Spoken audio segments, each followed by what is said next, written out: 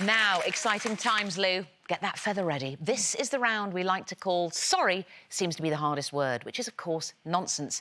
The hardest word is U&LAULULOLULILA, which is Estonian for Christmas caroller. I had an Estonian boyfriend once, actually. Did you? Very strong tongue. Now, everything else can just fuck off. It's a mystery guest round, OK? Take a look over there in the payback shack. Inside, there is somebody, albeit heavily disguised, who deserves an apology from one of our lovely panel. We're not monsters. We will give you some clues, OK? But we do want an apology from all three of you. Minus points available for the best story, OK?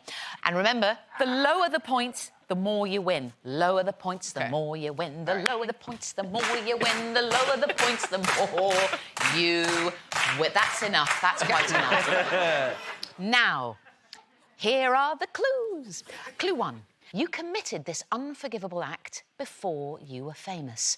Clue 2. This unforgivable act is food-related. Clue 3. It involves disgusting food remnants being put where they shouldn't be. Oh, I think this might be me. Let's see.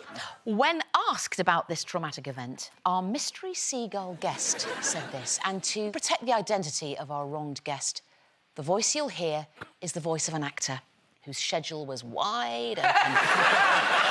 This person acted in such an unfeeling manner. No thought for anyone but themselves. The incident has left me scarred for life. Who's going to fess up first, OK? Who has a little apology to make? Graeme, what would your apology be, Graeme? Well, I worked in a restaurant in London.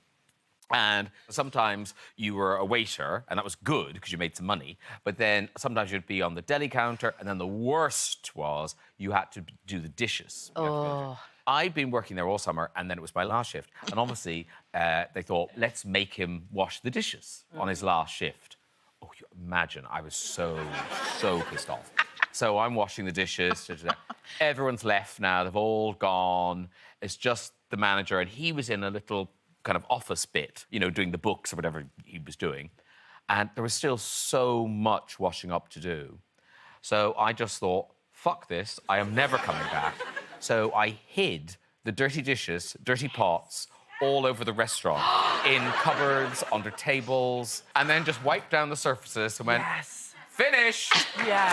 And out I went. Desiree, who do you need to apologise to? So this was a young man in my suburban California neighborhood who had the misfortune of being home one day that I discovered as a 15-year-old that I was lactose intolerant. I discovered this because we'd all gone out for frozen yogurt after seeing a film, and then I walked home, and as I was about 20 minutes away from my house, was overcome with severe diarrhea. So I just started ringing doorbells and knocking on doors. So imagine, like, 15-year-old sweaty me, like bang, bang, bang, like in suburban America. Like, I'm lucky to be alive, right? But anyway, I get to be honest, right? I knock on the door, this guy answers, and he's like, yeah, can I help you? And I was like, I have to go to the bathroom. I can't make it home, but I do live in the neighborhood. Can I please use your bathroom? And he was like, are you sure you can't make it home? And as he asked if I was sure, I completely shat in my jeans on his doorstep. Loving this story. Loving it. He's like, come on in. So then I go in there, and I had to, like, dump the jeans into the sink because they were already full. So this is a mess. So there's poo there. Then it was like, and then I just got into the toilet, but it was, like, on the lid. And then I'm just, like, wiping. Like, this is a nightmare. Like, from his point of view, he was at home having a great time. Someone showed up, shat on the doorstep, ruined the bathroom, and disappeared. That was his experience. Surely there's some etiquette. Don't you send flowers or... I don't, like... Yeah.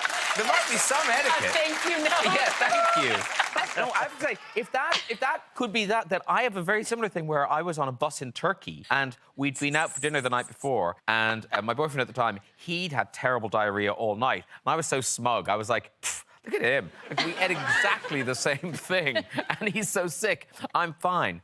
Anyway... We get to the bus station for this, like, 6 or 7 hour bus thing. We get on the bus, and literally the doors go for our 7-hour bus ride. And I'm like, oh, no. Oh, no. No. And I remember holding on to the seat in front, just like the sweating like that, and just going, I'm in bits. And then finally, I just couldn't hold it anymore. What can you do? And so I shat myself on this bus in Turkey. And then the bus stopped and the door opened and I got up. Nope. And everyone in the bus, because we were the only European, they all talked about, no, sit, this isn't the stop. And I sat down. No. And I'm now thinking, oh, no, can they smell it now? Because actually it was quite contained after this. And I look in the floor of the bus and there's just a little drop of shit. And I'm looking at it, and as I come up, I meet the eye of the person on the other side of the aisle who was also looking at the shit. Yeah. So maybe, I don't know, is the bus driver in there? Yeah. I'm absolutely exhausted after that. Alex, who do you want to apologise to? Come on, Alex. I want to apologise to my stepdad Keith. Right. If this is him, what I'm worried is he's now going to find out about probably the fourth not as bad thing that I've done to him, but this is still pretty grim. I used to go up and down to Great Ormond Street up until I was 16. Right. And we used to travel up from Kent on the train. And Keith, my stepdad, was taking me up there and I was going in to have an operation. And my mum saw us off to the train and he was saying goodbye to her and I'd kind of sat down at the seat. And I found these, like, sandwiches underneath the seat in this, like, sandwich bag. So Keith come and sat down and Keith loves his food. Greedy man, he loves his food. And train set off and I just gone to him, Keith, Mum's made you some sandwiches. And I pass him this bag of, like, this clear plastic bag of sandwiches. And he kind of opens it up and he goes to me, they're Marmite. I've never had Marmite. Your mum doesn't know I like Marmite. And I turned around towards him, she's made you sandwiches and that's how you react. She's taken time to make you some sandwiches and you're being that ungrateful going, I didn't ask for Marmite. What are you, a child? And then he starts to eat when he goes, where's yours? I was like, I ate them, I was hungry. So I sit there and I watch him eat. It was like, I could see, like, mould on the end. Oh, no. I sit there and I watch him eating these sandwiches and literally, as he's just about finished the last bite, I just went to him, I found him underneath the seat.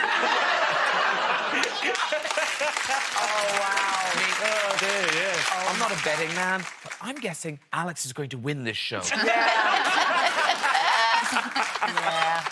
As I said, it's not even the worst thing that I've done to Keith.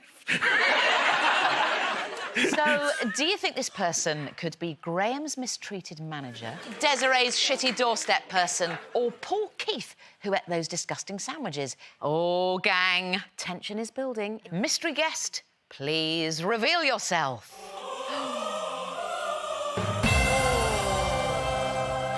Here we go. Hello! I did it. Yes, Graeme. This is Mike Belbin, your former manager. Oh, but damn. actually, yes, but I have many more things to apologise to Mike for. Go. Come on, dish the dirt. I was a very sort of abrupt manager. Right. I didn't think the customer was always right, and neither did Graeme. Because as vile as we were, he was as vile. And I worked as a waitress many, many times. And I, Ruddy, loved being a waitress, can I just say? I have to confess, though, Mike, gang, once, this is not good, there was a really, really rude customer. She was absolutely flipping horrific. So I did something rather nasty to her pasta dish in the kitchen via the nostril. Exactly. Oh dear, oh dear, I know. I also put some floor sweepings on there as well. Ladies and gentlemen, Mike Belbin. David. Yeah. Any ideas who this might be and why you would have to apologise? The person that relates to the clues, Yes. to me... Go on. My wife has one of the things that she says about me is that people in general, apparently, they don't normally have a shit in other people's houses or just before meetings or really any time they need to have a shit. They hold it in. I don't. I will go for a dump if I need to have it, in almost any situation. And she's always saying, we're going to this person's house for dinner, please don't have a dump as soon as you get there. And I'm like, well, I think that depends on my bowels. So one of the worst times when I did that, there is a shop near where we live that has a fairy basement. And people from the fairy shop will dress up as fairies, as Tinkerbell, and 4-year-olds will come... Parties. Right. So our daughter, Dolly, was about 4 or 5 or something, and she was having a fairy party. It was a lovely fairy party. Next to the fairy party is a toilet. Oh, dear. And I think, well, I feel I need to use that toilet. And I'd had quite a big, I think, curry the night before. And I went to use that toilet. Then what happened is a girl who was 5 was outside waiting to use the toilet. When I opened the door, she burst into tears. And refused to use the toilet. And her parents were furious. And I sort of tried to avoid that situation and go and hide in a bit of the fairy party, but then brilliantly, Tinkerbell, the woman dressed as Tinkerbell who was hosting the party, who I'm assuming might be that person, came over to me and said, yeah, you could have lit a match. And I thought, that is the most out-of-character moment that anyone's ever done. You're supposed to be Tinkerbell. So that's who I think it is. Yes. Over there. Sophie, the pressure's on. Yes. Slightly, my friend. OK. I think the person that might be behind that screen is someone who lives quite near me. Right. During lockdown, there was sort of like a disturbance happening. One of my neighbours was coming round to borrow sugar. Yeah. And he was like, are your neighbours down the street having sex in their front garden? And I was like... I want to see if they are. So I was like, do I have any recycling? So I scoured the whole house for recycling, filled a bag with, like, the inside of a loo roll and went outside so I could see better if they were having sex. And they were having sex in the front garden at 5 p.m. So I recycled my recycling and then I was like, I've got to tweet this. So I live-tweeted my neighbours having sex in their front garden.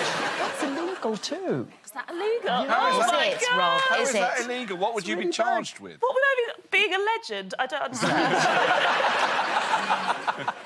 And also, obviously, it didn't take very long because they were a straight couple, so it was all very... I think she's out of order. Let them be like a couple of foxes. I agree. Rob, who are you apologising to? So I was about 3 years in as a barrister. Yeah. And there's a big old court over in Southwark. Yep. They get this man in, and if there is a magazine, what you would call, like, Paedophile Monthly magazine, he'd be the Christmas issue. He looked the whole lot. Anyway, the comb over the Mac, the lot. Wow. They get him into the dock, this man, and this is... They changed the law in 2004, but before that, the law that governed pornography was the Obscenity Act. Right. They get this guy in. Are you John Smith? Goes, yeah, that's me, that's me. And I know what's coming. And I needed to do a wee very... I can't believe I'm telling you this. And I needed to do a wee very, very badly. This is good. Count one, you did have in your possession a video, contrary to the Obscene Publications Act. Yeah. Naughty nipples and lesbian schoolgirls. How do you plead? Guilty, but with mitigating circumstances. Right.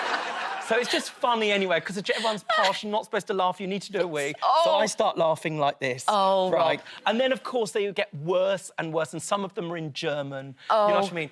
Eine kleine Nippelgeschlotten. Right, and this is what did it, like, really sent it over the edge, and I really need to go. And count number 10, and this is the God's honest truth, it was, you did have in your possession a video contrary to the Obscene Publications Act, namely, anal witness 4. Oh. The clerk of the court says, open brackets, a romp, emphasis on the roll, a romp up the anal passage. Close brackets, how do you plead? And every time I go, guilty, but with mitigating circumstances. I'm like thinking, what the fuck are the mitigating circumstances? Then, of course, I wet myself. Oh, right? And I've now got to get up and then prosecute this case. So I go and stand up in front of His Honour Judge Bathurst Norman. But it can't be this. And he said, oh, those of you who are not mature enough to do this job should separate themselves from the wig and the gown and perhaps the theatre or whatever it was. He said, right. Anyway, right, he then wrote to the management committee in chambers. I really fucking doubt that's him in the Atlas. So but the person who was on the management committee at the time would have received the letter.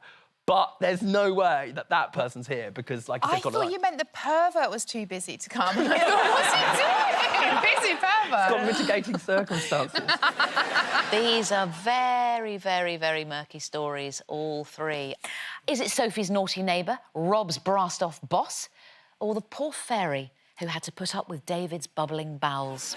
Let's reveal our mystery guest. Out we come. Who is it? Who is it going to be?